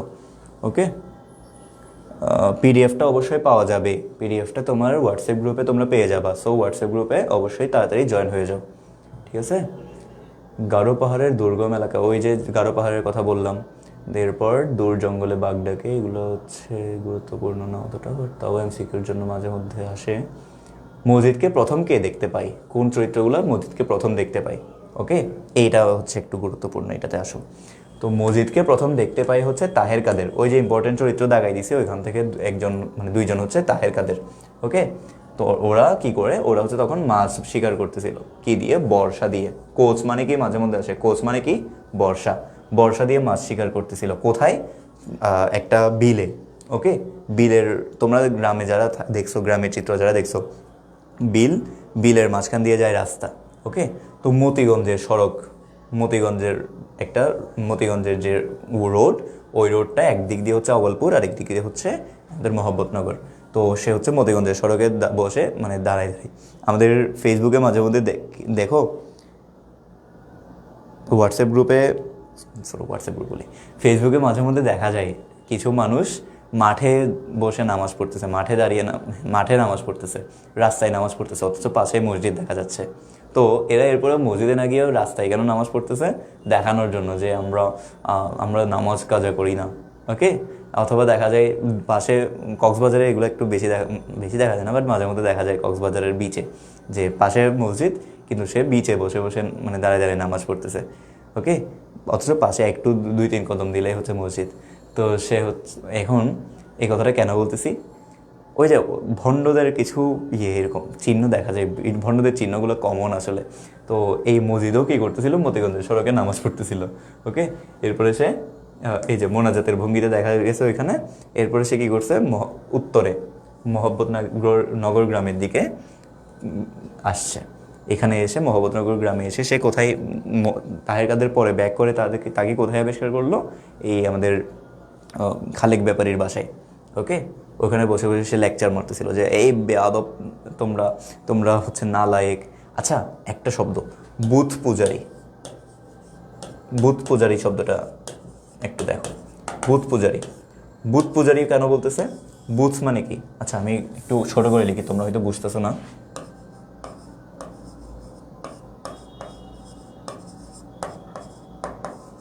বুথ পূজারী, বুথ মানে কি? বুথ মানে হচ্ছে মূর্তি। ওকে, আই ডোন্ট নো আসলে। হারুন, হারুন তো না, তোমার নামটা কি যেন বলছিলাম, আমি আসলে খেয়াল নাই এখন। আমি জানি না আসলে, আমি তো এখানে নিজেও একজন ইনস্ট্রাক্টর, আমি তো তোমাকে ইনফরমেশনটা দিতে পারতেছি না। তোমরা আনোয়ার স্যারের কাছে জিজ্ঞেস করতে পারো মেসেজ দিয়ে। আচ্ছা, তো বুথ মানে হচ্ছে কি মূর্তি, ঠিক আছে? তোমরা এটিএম বুথ মনে করিও না আবার। তো বুথ মানে মূর্তি। তো বুথ পূজারী, সে হচ্ছে গ্রামের মানুষদেরকে বুথ পূজারী বলতেছিল। কেন? কারণ ওরা ইয়াতে খুশি হয়ে চাষাবাদ করতেছিল। তো এখানে যখন ফল আসা শুরু করছে, ওকে, ফসল আসা শুরু করছে, তখন সবাই অনেক খুশি হয়ে গেছিল না? এখন মজিদ তো এটাতে গেছে, নারাজ হয়ে গেছে। কেন নারাজ? কারণ গ্রামের মানুষজন মসজিদকে গুরুত্ব না দিয়ে, মাজারকে গুরুত্ব না দিয়ে, মানে মাজারের চেয়ে বেশি প্রায়োরিটি দিচ্ছে নিজেদের ফসলকে। তো এই জন্য সে ভিতরে ভিতরে ইনসিকিউরিটিতে পড়ে গেছে। তো মানুষজনকে সে কন্ট্রোল করার জন্য বললো কি, তোমরা ভূত পূজারী, মানে ভূত পূজারী শব্দটা এখানে এই জন্য বললো যেন ওরা মাটির পূজারী হয়ে না যায়। ওকে, মাটির পূজারী বলতে ওই যে মাটিতে সম্পদ ফসল ফলে, তো ফসলের জন্য খুশি হয়ে মাটির পূজারী যেন হয়ে না যায়। ওকে, তো এখানে ওদেরকে ভয় দেখাই দিল, মানে মানুষকে একটু শান্তিমতো খুশিও হইতে দিচ্ছে না সে। ওকে, কারণ তার তো চলে যাবে, তার তো আধিপত্য চলে যাবে, তাই। ওকে, আচ্ছা, মসজিদ ছিল গারো পাহাড়ে, মধুপুরগড় থেকে 3 দিনের পথ। এগুলো এমসিকিউর জন্য। তো এই যে স্বপ্নাদেশে সে মহব্বত গ্রামে আসে, এটা আসলে সে স্বপ্ন আদেশে আসে নাই, ওই যে কথাই প্রলুব্ধ হয়ে আসছে।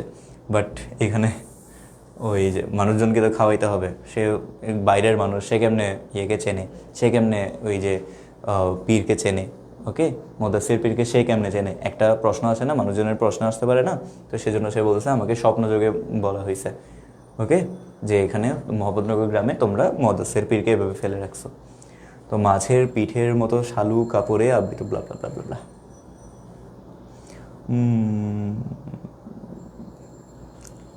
কোন কিসের সাথে তুলনা দেওয়া হয়েছে? হাসনা হেনার মিষ্টি মধুর ঘ্রাণের সাথে। এটা এমসিকিউর জন্য। দেন গ্রামের মানুষরা প্রচুর পরিশ্রম করে, অগ্রহায়ণের শীতে খেলা খোলা মাঠে হাড় কাঁপায়। এরপর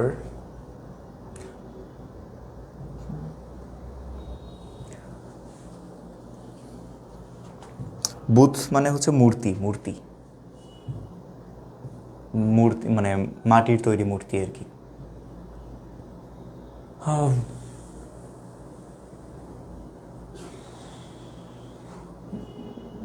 আচ্ছা, সে কেন শ্যান দৃষ্টিতে, মানে প্রখর দৃষ্টিতে ধান কাটা কেন দেখতেছে?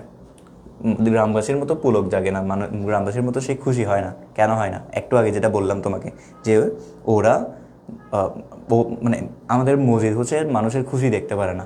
কেন? কারণ ওই যে মানুষ খুশি হবে জাস্ট কখন? মানুষ খুশি হইতে হবে জাস্ট ওর কথায়, ঠিক আছে?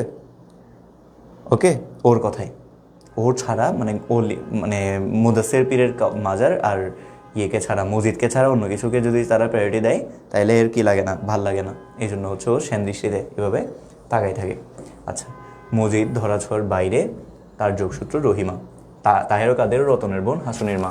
সে এই যে তাহের কাদের আর রতন 3 ভাই, আর ওদের এক বোন হচ্ছে হাসুনির মা। তো হাসুনির মা মসজিদে দেখা পাইতো না, রহিমার মাধ্যমে করতো আর কি। রহিমার মাধ্যমে হচ্ছে সে কথা জানাইতো, তার মানে দোয়াটা থাকলে এগুলো জানাই তো। এরপরে এই যে আরেকটা অংশ, এটা হচ্ছে আরেকটা অংশ। এককালে বুড়ো বুদ্ধিমান লোক ছিল। ওই যে আমরা বুড়ো বুড়ি পাইলাম, গুরুত্বপূর্ণ চরিত্র বলছিলাম, তো ওখানে নামও দেয়া নাই, কিন্তু এরপরেও গুরুত্বপূর্ণ চরিত্র বলছি। কিন্তু কেন বলছি?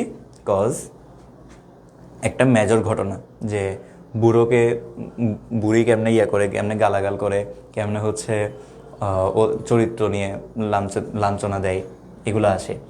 তো এককালে বুড়ো বুদ্ধিমান লোক ছিল, বইমাত্র এক ভাই, তার জায়গা জমি নিয়ে মামলা করায় সে আজ নিঃস্ব। ওকে, মামলা করতে গিয়ে তার সব জমি জমা সব শেষ, তো সব সম্পত্তি শেষ। বুড়ো শয়তানের খাম্বা, অন্তরে তার কুটিলতা আর অবিশ্বাস। বুড়োর ঝগড়ার কথা মজিদ আধ্যাত্মিকভাবে জানতে পেরেছে, এই কথা বিশ্বাস না করায় বুড়োর অন্তরে কুটিলতা ও বিশ্বাসের কথা বলা হয়েছে। এই যে আসলে বুড়ো হচ্ছে, বুড়োকে সে গ্রাম ছাড়া করছে, বুড়োকে সে এভাবে কুটিল অবিশ্বাসী কেন বললো? কারণ হচ্ছে বুড়ো অত বেশি কি করে নাই, বুড়ো অত বেশি আমাদের মজিদের কথায় ম্যানিপুলেটেড হয় নাই। ওকে,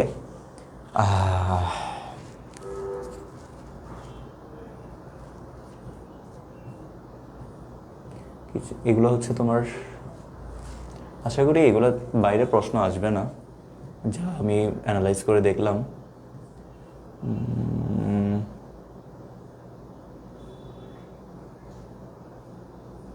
এই যে বুড়ো তহুর বাবা তার মেয়ে হাসুনের মার কাছে চেয়ে চিরাগুড় খায়।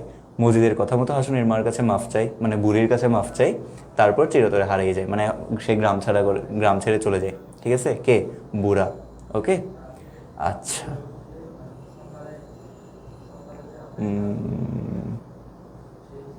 এখানে একটা আমাদের নবীজি সাল্লাল্লাহু আলাইহি ওয়াসাল্লামের স্ত্রীর একটা কাহিনী আসছে, মানে নবীজি সাল্লাল্লাহু আলাইহি ওয়াসাল্লামের স্ত্রী আমাদের আম্মাজান হযরত আয়েশা রাদিয়াল্লাহু আনহার একটা কাহিনী, যে তিনি একবার জিহাদে কি করছেন, জিহাদে হচ্ছে তিনি আমাদের আয়েশা রাদিয়াল্লাহু আনহা সহ গেছিলেন। তো পরবর্তীতে ঘোড়ার নাকি কিসের সমস্যার কারণে আয়েশা রাদিয়াল্লাহু আনহা একটু পিছিয়ে পড়ছিলেন, তো ওনাকে হচ্ছে একজন যোদ্ধা ওনাকে নিয়ে আসছিলেন, একজন সাহাবী হচ্ছে ওনাকে নিয়ে আসছিলেন। তো ওখানকার মানুষজন পরে অপবাদ দিছে হচ্ছে আয়েশা রাদিয়াল্লাহু আনহার সাথে ওই মানুষটার, মানে ওই যে সাহাবীটা আসছে, ওরা যেহেতু দুইজন একা আসছে, তো চরিত্রে হচ্ছে দিছে আর কি, অপবাদ দিছে যে আয়েশা রাদিয়াল্লাহু আনহা আর ওই যোদ্ধার মানে সাহাবীটার মাঝে কিছু একটা হয়েছে। ঠিক আছে, আচ্ছা। তো এখন এই কাহিনীটা এখানে আসছিল। গ্রামবাসীদের বড়াই করা অভ্যাস, 50 মন ধান হলে 100 মনের কথা বলে, কিন্তু মজিদের সামনে বড়াই কত দূরের কথা, ন্যায্য কথা বলতেই সংকোচ বোধ করে। কেন করে? কারণ হচ্ছে মজিদের সামনে সত্য কথা বললে মজিদকে কিছু অংশ দিতে হবে, তাই। ঠিক আছে, আচ্ছা। মজিদ কেন দীনতা বোধ করে, মজিদ কেন নিজে নিজে ইনসিকিউরিটিতে ভোগে? কারণ হচ্ছে মজিদের কোনো কারামত নাই। ঠিক আছে, রুহারি তাকত নেই। এই একটু খেয়াল করে এই জিনিসটা কিন্তু দেখো। তাকত মানে কি? তাকত মানে হচ্ছে শক্তি। ওকে, তাকত মজিদের রুহানি তাকত, রুহানি শক্তি নেই বলে, মানে আধ্যাত্মিক শক্তি নাই, এই কারণে সে অন্তরে দীনতা বোধ করে। যদি জিজ্ঞেস করে যে মজিদ অন্তরে দীনতা বোধ করে কেন, কারণ হচ্ছে সে রুহানি তাকত, মানে রুহানি শক্তি, আধ্যাত্মিক শক্তি নেই বলে। ঠিক আছে, কালুর বাপকে মিথ্যা বলে যে করিমগঞ্জের ডাক্তার মজিদের মুরিদ, তাই তার খুব খাতির যত্ন করেছে। ওকে, মজিদ কালুর বাপকে এই মিথ্যা বলে করিমগঞ্জের ডাক্তার মজিদের মুরিদ। ওকে, মিথ্যা কথা বলে তো মানে কিছু একটা তো বলতে হবে। ওকে, নিজের বাড়ানোর জন্য, মানে আমি একটা কিছু। ঠিক আছে, আচ্ছা। মজিদ বেটে মানুষ। এরপর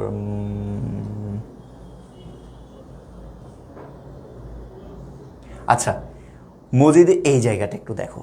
এই গল্পটা তোমাকে একটু বলি, গল্পের এই অংশটা একটু বলি। আসলে বড় গল্প তো, আমার এরকম ছোট ছোট কাহিনীগুলো তোমাকে বলতে হচ্ছে এভাবে। তো মজিদ আউয়ালপুরের পীর কেমন পীর এটা দেখার জন্য আউয়ালপুরে গেছিল। এখন ওখানে গিয়ে দেখলো কি, আউয়ালপুরের পীর করতেছে, সবাইকে নিয়ে নামাজে বসছে, মানে ওয়াজ করতেছে। এখন ওয়াজ করতে করতে জোহরের সময় শেষ, কিন্তু ওরা ওয়াজ শেষ করে এরপরে হচ্ছে নামাজে বসছে। তো মজিদ দেখলো কি, মজিদ হচ্ছে তখন একসাথে নামাজে বসছিল, পরে সে চিল্লাই উঠছে, বলছে হচ্ছে মানে তখন সে বলতেছিল আর কি যে এগুলো কিসের নামাজ, এসব ভণ্ডামি, অথচ সে নিজে ভণ্ড। তো সূর্য ডুবে যাচ্ছে, সূর্য মানে ও জোহরের অক্ত শেষ, এরপরেও তুমি কেমনে নামাজ পড়তেছো? তো ভক্তরা তখন বললো কি যে ইনি কি করতে পারে, সূর্যকে কন্ট্রোল করতে পারে, ইনি সূর্যকে উঠাই দিছে আবার জোহরের নামাজের জন্য। তো নামাজ পড়লে এরপরে সূর্য হচ্ছে আবার পড়বে। ওকে, আচ্ছা।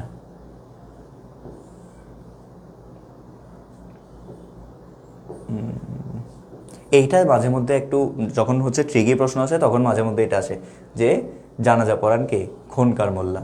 তো এই জায়গাটা একটু ইয়েতে আসে, তো একটু খেয়াল করে ইয়ে করিও, ঠিক আছে?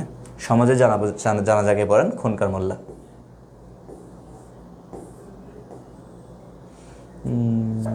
আচ্ছা আচ্ছা, তোমাদের তো বোধহয় আমি লেট করে ফেলতেছি, তাই না? ও, অনেক লেট করে ফেলতেছি আমরা। তাইলে আমাদের এখানে তোমাদের জন্য আমি এই যে তোমার শুরুতে বলতেছিলাম না যে কিছু লাইন তোমাদের এভাবে দিয়ে দিছি, এগুলোর ব্যাখ্যাও দিছি যেন তোমাদের অনুধাবনমূলক প্রশ্নের জন্য কাজে লাগে। এছাড়াও দিবকেও গড় ঘতে অনেক কাজে লাগবে। তো তার জন্য এগুলো তোমাদের কাজে দিবে, ঠিক আছে? লাইন এবং লাইনের ব্যাখ্যা, ঠিক আছে? আচ্ছা, আজকে আমরা উপন্যাস তাইলে এটুকুতে রাখি।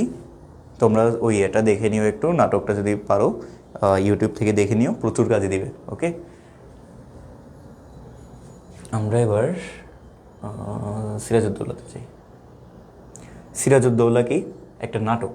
ওকে, আমরা যারা হচ্ছে নাটকটা পড়ি নাই, ওকে, তোমাদের জন্য আমি একটা সহজ কাজ করে দিয়েছি, সেটা হচ্ছে এই নাটকটা তোমাদেরকে আমি একদম সংক্ষিপ্ত আকারে, পয়েন্ট আকারে যত গুরুত্বপূর্ণ তথ্য মেজরিটি আমি এখানে তোমাদেরকে এভাবে অংশ করে দিছি। যেমন ধরো প্রথম অঙ্কের প্রথম দৃশ্য, এগুলা প্রথম অঙ্কের দ্বিতীয় দৃশ্য, এগুলা মোট 12টা দৃশ্য আছে, যার মধ্যে 8টাতে আমাদের সিরাজউদ্দৌলা, কেন্দ্রীয় চরিত্র সিরাজউদ্দৌলা উপস্থিত ছিল, ঠিক আছে?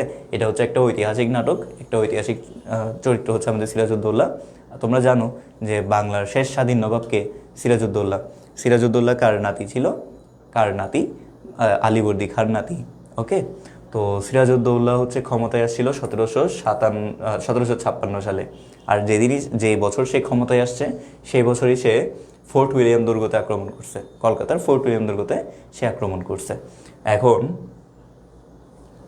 ফোর্ট উইলিয়াম দুর্গ আক্রমণ, সে বছরই সে ফোর্ট উইলিয়াম দুর্গ আক্রমণ করছে, এবং হচ্ছে তার মধ্যে কি ছিল, একটা ব্রিটিশ বিরোধী চেতনা ছিল। ওকে, কারণ হচ্ছে ব্রিটিশরা হচ্ছে চুক্তির বাইরে গিয়ে নানা, যেমন ধরো ওর নানা আলীবর্দী খাঁ ব্রিটিশদেরকে কিছু দিছে, কিছু সুযোগ দিছে। যেমন ধরো ব্রিটিশদেরকে তার নানা আলীবর্দী খাঁ সুযোগ দিছে কি, শর্ত মানে একটা জায়গায় মাপ দিছে কি, তাদের হচ্ছে ট্যাক্স দিতে হবে, ট্যাক্সিন ব্যবসা করতে পারবে ইংরেজরা। এখন ইংরেজরা আসলে এখানে বলছে কি, আসলে বলছে হচ্ছে ইস্ট ইন্ডিয়া কোম্পানি ট্যাক্স ছাড়া ব্যবসা করতে পারবে। কিন্তু আমাদের তখনকার সময় ব্রিটিশরা কি বুঝে বসে আছে, ওরা এখানে এটাকে, এই চুক্তিটাকে ওরা একটু এক্সটেন্ড করে, ওকে, ভুল ব্যাখ্যা করে তারা বলতে লাগলো কি, ইস্ট ইন্ডিয়া কোম্পানির আন্ডারে যেসব ইংরেজরা আছে, মানে ইংরেজ যারাই আছে, ইংরেজরা উপর কী করতে পারবে, ইংরেজরা নিজেদের ব্যবসাতে ওদের কোনো ট্যাক্স দিতে হবে না। তবে মোটা অঙ্কের টাকা ট্যাক্স ফ্রি হয়ে যাচ্ছে না। তো এটার জন্য আমাদের করছে, আমাদের সিরাজউদ্দৌলা ওদের বিরুদ্ধে খেপে গেছে। ওকে, তো ফোর্ট উইলিয়াম দুর্গতে আক্রমণ করছে। দেন দ্বিতীয় দৃশ্যে আমরা দেখতে পাই কি, আমরা দ্বিতীয় দৃশ্যতে দেখতে পাই ভাগীরথী নদীতে ফোর্ট উইলিয়াম জাহাজ। এখানে ফোর্ট উইলিয়াম জাহাজ কেন? ফোর্ট উইলিয়াম দুর্গ থেকে যারা পালাই গেছিল, এই যে হলওয়েল, ওয়ার্ডস, কলেট, ওদেরকে যারা পালাই গেছিল, উমিচাচকো, সবাইকেই করছে, উমিচাচ ছিল না, এরা ছিল। তো এরা হচ্ছে সবাই পালিয়ে গিয়ে ফোর্ট উইলিয়াম জাহাজে উঠছে, ঠিক আছে? এই যে ড্রেক, কিলপ্যাট্রিক, হ্যারি, মার্টিন, এরা। এরপর তৃতীয় দৃশ্যটা কোথায়? আমরা প্রথম অঙ্কে তৃতীয় দৃশ্যতে এলাম, ঘসিরে বেগমের বাড়িতে। ওকে, ঘসিরে বেগমের বাড়ি। ঘসিরে বেগমকে এটা একটু বলা প্রয়োজন। ঘসিরে বেগম হচ্ছে আমাদের সিরাজউদ্দৌলার খালা। ওকে, আমিনা বেগমের বোন, ঘসিরে বেগম বড় বোন। কিন্তু ঘসিটি বেগমের কোনো সন্তান ছিল না। ওকে, তো ঘসিরে বেগমের কোনো সন্তান নাই। তো সিরাজউদ্দৌলা কাকে বানাবে, কাকে হচ্ছে সিরাজউদ্দৌলা বলি, আলীবর্দী খাঁ কাকে দিবে? আলীবর্দী খাঁরও তো নিজের কোনো ছেলে নাই। ওকে, মেয়ে আছে 3টা। তো এখন কাকে ক্ষমতা দিবে? সে মারা যাওয়ার পর রাজা হবে কে, নবাব হবে কে, এটা নিয়ে প্রশ্ন। তো কি করলো, মেজো নাকি ছোট স্ত্রীর, সরি মেজো কি ছোট বোনের ছেলে, ছেলে হচ্ছে এই সিরাজউদ্দৌলা। ওকে, তো সিরাজউদ্দৌলা হচ্ছে ওর খুব পছন্দের মানুষ ছিল, মানে পছন্দের নাতি ছিল আলীবর্দী খাঁর। কেন? কারণ হচ্ছে যুদ্ধের মধ্যে ও অ্যাক্টিভ ছিল সিরাজউদ্দৌলা, এই জন্য। তো সিরাজউদ্দৌলাকে সে ক্ষমতা দিয়ে গেছে। এখন ঘজরে বেগম তো নারাজ, কারণ হচ্ছে ও বড় মেয়ে, ওর তো ইয়ে করার কথা, ওই তো হচ্ছে সিলেক্ট করবে কে রাজা হবে, কে কে নবাব হবে, কে হবে না। এখন সে চাইছে কি, সে চাইছে হচ্ছে সৌগত জং ইয়ে হবে, ক্ষমতা পাবে, কিন্তু ওর কথা শোনা হয়নি, সিরাজউদ্দৌলাকে দিয়েছে। এই জন্য ঘজরে বেগমের ভিতরে একটা ইচ্ছা ছিল, সে কী হবে, রাজমাতা হবে। ওকে, মানে রাজমাতা হবে, বুঝতেছো? রাজমাতা মানে কি, যে হচ্ছে রাজা তার মা। ওকে, এখন তার তো সন্তান নেই, তাহলে রাজমাতা কেমনে হবে? তো তার জন্য সে কী করছে, এখন সে মহল রাজনীতি শুরু করছে। ওকে, তার আধিপত্য থাকতে হবে। এখন সিরাজউদ্দৌলার মা তো আরেকজন, আমি না, তো ওকে তো সে তো ক্ষমতায় আসতে পারলো না, এই জন্য সে মহল রাজনীতি করা শুরু করছে। ওকে, সিরাজউদ্দৌলার বিরুদ্ধে মহল রাজনীতি করা শুরু করছে আমাদের ঘজরে বেগম। ওকে, তো ঘসেরে বেগমের ঘরে কি হয়েছে, জলসার আয়োজন হয়েছে। এখন জলসার আয়োজনে রাজবল্লভ, জগৎ শেঠ, রায় দুর্লভ, বাদক, নর্তকী এরা আসছে। নর্তকী রাইসুল জোহালা যদিও হচ্ছে ইয়ে চরিত্র, ভালো চরিত্র, এখানে আসো। তো রাজবল্লভ, জগৎ শেঠ, রায় দুর্লভ এরা কি, এরা হচ্ছে বিরুদ্ধ চরিত্র। তো এখন ওইখানে ওরা জলসা করতেছে। ওকে, নবাব তো খ্যাপা, কারণ হচ্ছে রাজ্যের গুরুত্বপূর্ণ ইয়ে দিয়ে মানে ধন সম্পদ দিয়ে হচ্ছে ওরা এখানে ব্যবসা করতেছে, জলসা করতেছে, এটা তো উচিত না। তার উপর রাজ্যের এরকম একটা সময়। তো এরপরে এরা কী করলো, আমাদের নবাব হচ্ছে ওদের বিরুদ্ধে চেতে গেল, কিন্তু এরপরেও কিছু করলো না। আমাদের নবাব চরিত্রটা হচ্ছে একটু মিনমিনে টাইপের চরিত্র, তো এরকম চরিত্র হওয়া উচিত না আসলে, এরকম মানুষ হওয়া উচিত না, মানে এরকম রাজা হইলে এরকম রাজা হওয়া উচিত না আর কি। কিন্তু নবাব কী করছে, নবাব হচ্ছেন, আমরা নবাব চরিত্রের মধ্যে বারবার দেখতে পাই এই নাটকটাতে, সে কী করছে, সে হচ্ছে যখনই কেউ একজন করছে, কেউ একজন ধরো অপরাধ করছে, ধরো ওখানে শুরুতে হলওয়েল অপরাধ করছিল, হুমিচাঁদ অপরাধ করছিল, কিন্তু এ কী করছে, আমাদের সিরাজউদ্দৌলা ওদেরকে মাফ করে দিছে। ওকে, কি করছে, মাফ করে দিছে। ওকে, কাকে মাফ করে দিছে, ওই মানে আমরা পুরো নাটকটাতেই দেখবো, যারাই হচ্ছে অপরাধ করছে সবাইকে সে মাফ করে দেয়, সরি বললেই মাফ করে দেয়। ওকে, সে হচ্ছে ইয়ে না আর কি, সরি বললেই কি সব সমস্যার সমাধান হয়ে যায় এরকম টাইপের চরিত্র সে না, সে হচ্ছে ডিরেক্টলি ক্ষমা করে দিছে। তো এটার নিছে, এটার হচ্ছে ব্যাড ইফেক্ট পড়ছে তার পরবর্তীতে, এটাই হচ্ছে লিড করছে ইয়ের দিকে, আমাদের পলাশিতে তার যে পরাজয় ওদিকে লিড করে নিয়ে গেছে। তো ঘসেরি বেগম, যে এখানে ঘসেরি বেগম, এরপর আমাদের মীর জাফর, এরপর ইংরেজরা যে ওর বিরুদ্ধে ষড়যন্ত্র করতেছে এটা সে বুঝতে পারছে। ওকে, এরপরে সে সবাইকে মাফ করে দেয় খোদাই। ওকে, তার মধ্যে এই স্ট্রিক্টনেসটা নাই। ওকে, তো এটার কারণে কি হইলো, আমাদের সিরাজউদ্দৌলা পরে গিয়ে মারা খাইছে 1757 সালে গিয়ে। আচ্ছা আচ্ছা, এখানে এই জলসাতে গুরুত্বপূর্ণ একটা অংশ, এটা মাথায় রাখিও। এই জলসাতেই আসলে ভেতরে ওরা ষড়যন্ত্র করতেছিল কি, গজরে বেগম আর রাজবল্লভ গোপনে পরামর্শ করতেছিল কি শৌকত জংকে নবাব বানাবে। ওকে, আচ্ছা, কিন্তু মীর জাফরও হচ্ছে কি করছে, শৌকত জংকে সমর্থন দিচ্ছে, মানে শৌকত জংকে সেও রাজা বানাইতে, নবাব বানাইতে চাই। কিন্তু শৌকত জং চরিত্রটা হচ্ছে খুবই অসৎ চরিত্র আর কি, মানে খুবই বাজে। শৌকত জংয়ের লাইফে শুধু 2টা জিনিস ছিল, খালি 2টা, একটা হচ্ছে নারী আর আরেকটা হচ্ছে বোতল, মানে মদ। এই 2টা ছাড়া সে আর কিছু বুঝতো না, তার লাইফে শুধু এই 2টা জিনিসই ছিল শৌকত জংয়ের। তো এটার কারণে সে অনুপযোগী ছিল, কিন্তু আমাদের ষড়যন্ত্রীরা একেই হচ্ছে রাজা বানানোর জন্য উঠে পড়ে লাগছে। ওকে, আচ্ছা, তো এখানে চলে আসছিল কে, ওই জলসাতে চলে আসছিল আমাদের নবাব। ওকে, নবাব তো বুঝতে পারছে যে এখানে ষড়যন্ত্র হচ্ছে, বাট এরপরেও সে কিছু করে নেই, সে এখান থেকে ঘসেরি বেগমকে ঘরে নিয়ে আসছে, প্রাসাদে নিয়ে আসছে। তো এই জন্য ঘসেরি বেগম ক্রুদ্ধ হয়ে কী করছে, ওকে অভিশাপ দিচ্ছিল, ওকে কাকে, সিরাজউদ্দৌলাকে। এরপরে দ্বিতীয় অঙ্ক আসছে, দ্বিতীয় অঙ্ক। আচ্ছা, অঙ্ক মানে কি, অঙ্ক মানে তুমি বলতে পারো পার্ট, ঠিক আছে। হ্যাঁ, দয়ালু ছিল তাবাসসুম, ও খুব দয়ালু ছিল, বাট এতটা বেশি দয়ালু হইলে এটা হচ্ছে উল্টা নেগেটিভ। ওকে, নেগেটিভ সাইড প্রকাশ পাই। ওই যে আমাদের লাইফে যেরকম হয়, আমাদের আশপাশের ম্যানিপুলেটিভ মানুষজন, ওকে, তুমি যত বেশি হবা, তুমি যত বেশি নরম হবা, তোমাকে তত বেশি ওরা কি মনে করতে থাকবে, দুর্বল মনে করতে থাকবে, তোমার দুর্বলতার সুযোগ নিয়ে তোমার উপরই আক্রমণ করবে। তো এটাই হয়েছে আমাদের সিরাজউদ্দৌলার সাথে। ওকে, আচ্ছা, তো প্রথম দৃশ্য, দ্বিতীয় অঙ্কের প্রথম দৃশ্য কোথায় ছিল? মুর্শিদাবাদে নবাবের দরবারে, মানে আমাদের সিরাজউদ্দৌলার দরবারে। ওকে, এখানে মির্জাফর, রাজবল্লভ, জগৎ সবাই হচ্ছে ওর কি, মানে সবাই ওর প্রশংসা করছে, সবাই যেন ওর ভক্ত, অনুরক্ত। ওকে, আচ্ছা,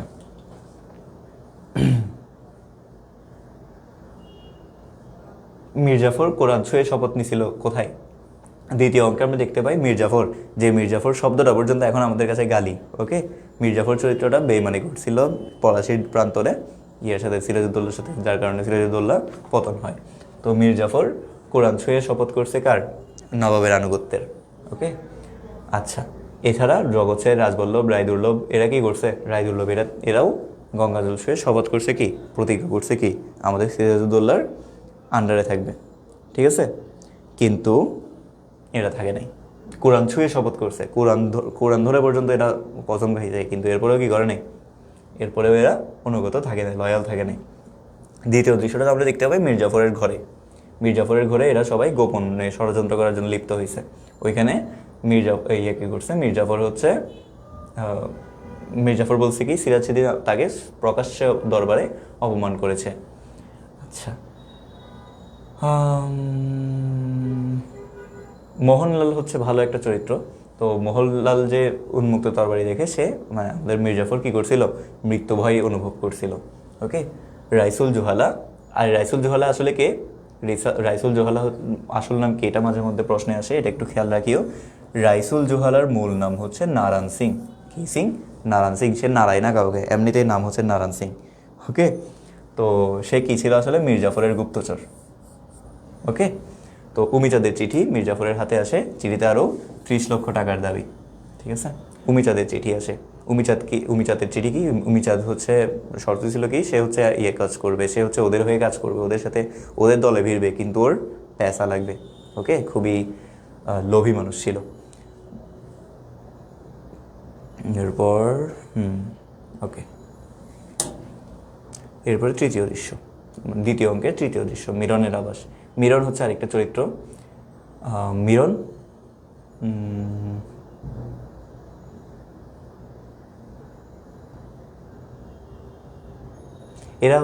এরা সবাই এখানে এই নাটকের বেশিরভাগ চরিত্রই হচ্ছে নেগেটিভ, মানে খল চরিত্র আর কি। তারা হচ্ছে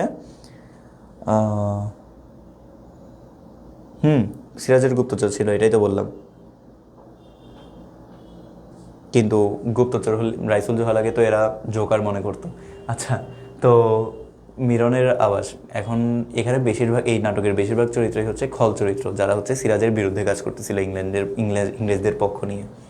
যদিও পরবর্তীতে গিয়ে মির্জাফর, মীর কাসেম এরা পরবর্তীতে গিয়ে ওরা হচ্ছে ক্ষমতা পাইছিল, বাট ইংরেজরা দুইজনই হচ্ছে পরবর্তীতে গিয়ে, মানে 1757-তে পলাশী যুদ্ধের পর গিয়ে আর কি, দুইজনই কী করছে, ইংরেজদের সাথে বিশ্বাসঘাতকতা করছে। ওকে, ওরা হচ্ছে পরবর্তীতে ইংরেজদের বিরুদ্ধে স্বার্থ বিরোধী কাজ করতেছিল, এই জন্য মির্জাফর আর মীর কাসেমকে পরবর্তীতে ক্ষমতা থেকে করছে, মানে বাইর করছে আর কি। আচ্ছা,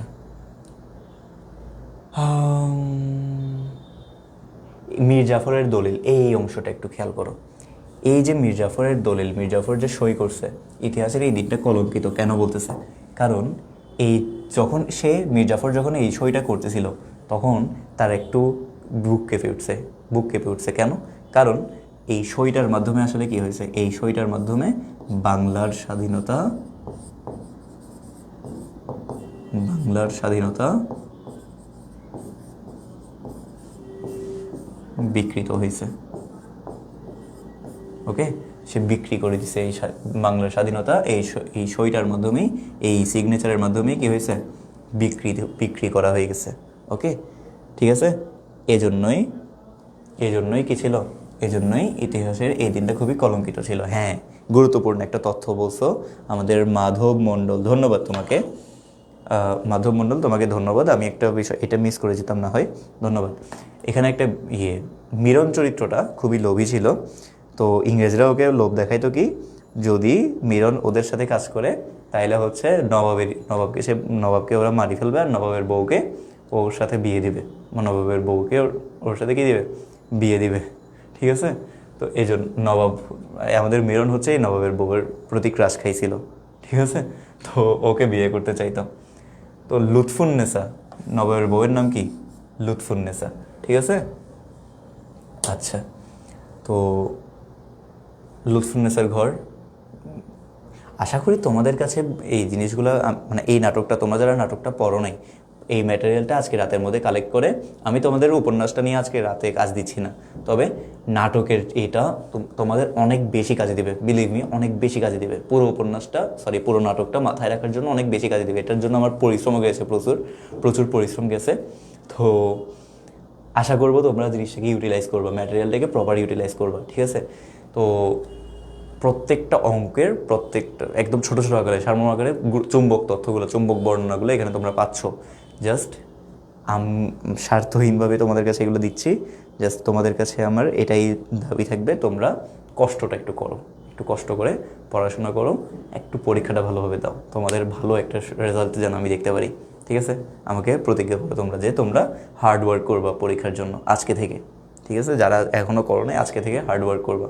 কজ একটা জিনিস মনে রাখবা, আল্লাহ বান্দাকে ততটুকুই দেয়, ইভেন এটা কোরআনেও আছে, আল্লাহ বান্দাকে ঠিক ততটুকু দেয় যতটুকু সে নিজে চেষ্টা করে। ওকে, আল্লাহ বান্দাকে চেষ্টা অনুযায়ী দেয়, তুমি যতটুকু চেষ্টা করবা তুমি ততটুকুই ফলাফল পাবা, ঠিক আছে। সো একটু কষ্ট করো, আল্লাহকে দেখাও যে আমি কষ্ট করতেছি, ঠিক আছে। তো তোমার যতটুকু কষ্ট হবে আল্লাহ তোমাকে ততটুকু দিবে, আল্লাহকে কি দেখাও যে তুমি অনেক কষ্ট করতেছো। ওকে, আচ্ছা।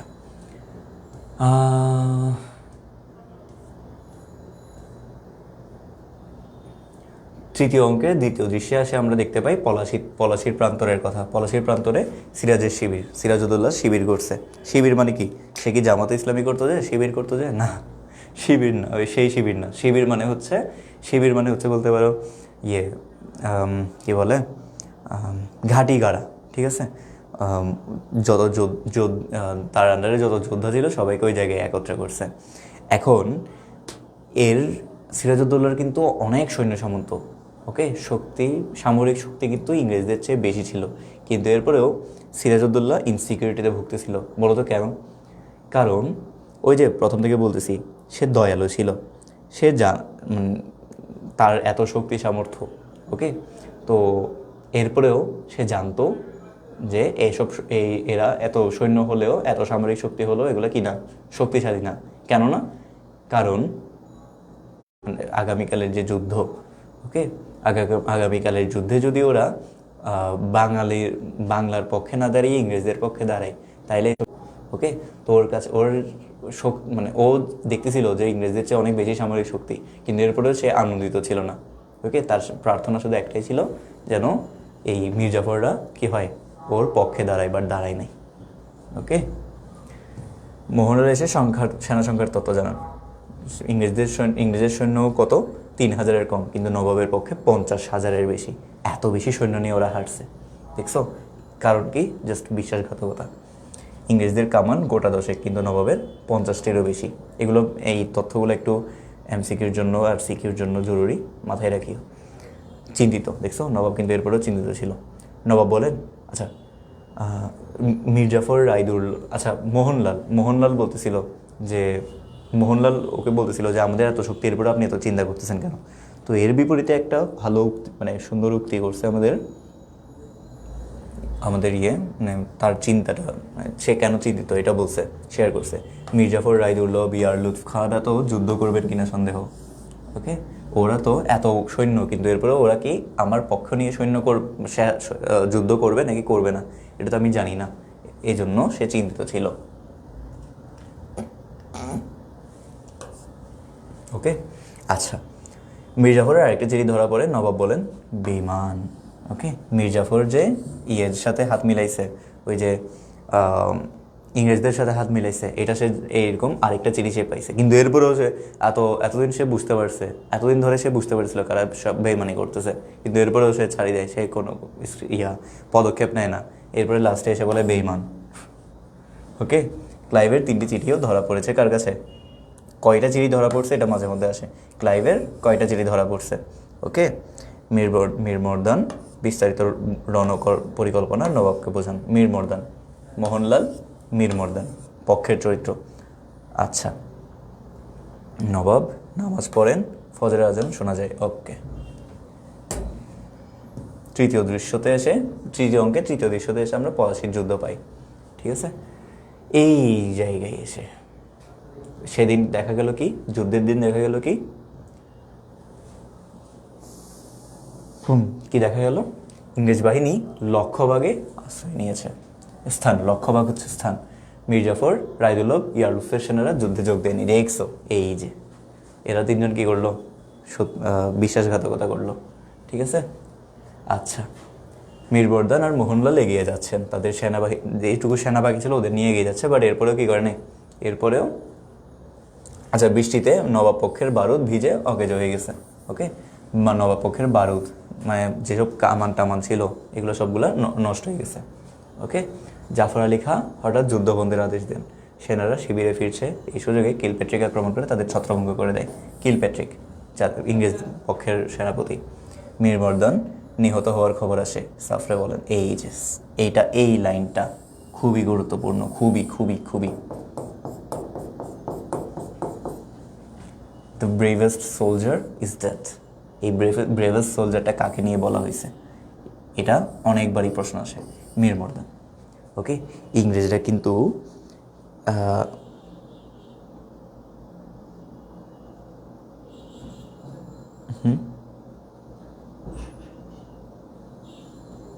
বুঝতে পারিনি প্রশ্নটা, আরেকবার যদি ক্লিয়ার করো। আচ্ছা, মোহনলাল যুদ্ধ বন্ধ করতে রাজি নন, শেষ পর্যন্ত পলাশিতে যুদ্ধ করেন। মোহনলাল, মীর মর্দান দুইটাই তার পক্ষের লয়াল 2জন বান্দা আর কি, 2জন লয়াল যোদ্ধা। আচ্ছা, মীর মর্দানের দেহ রাজধানীতে পাঠানোর নির্দেশ রেখে যান। ওকে,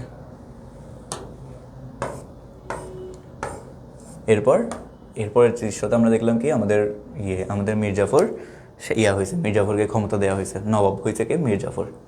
ওকে, আচ্ছা, পরে দেখি আমরা দেখি কি নাটকের পরের অংশগুলোতে আমরা দেখি মীর জাফর কোনো কাজেই করে না।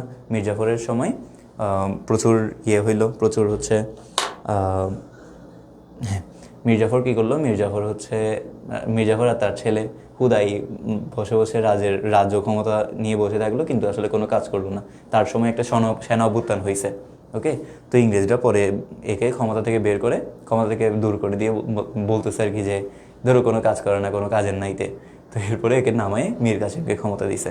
ওকে, মীর কাসিম পরে গিয়ে হাত মিলাইছে হচ্ছে ইয়াদের সাথে, ফরাসিদের সাথে।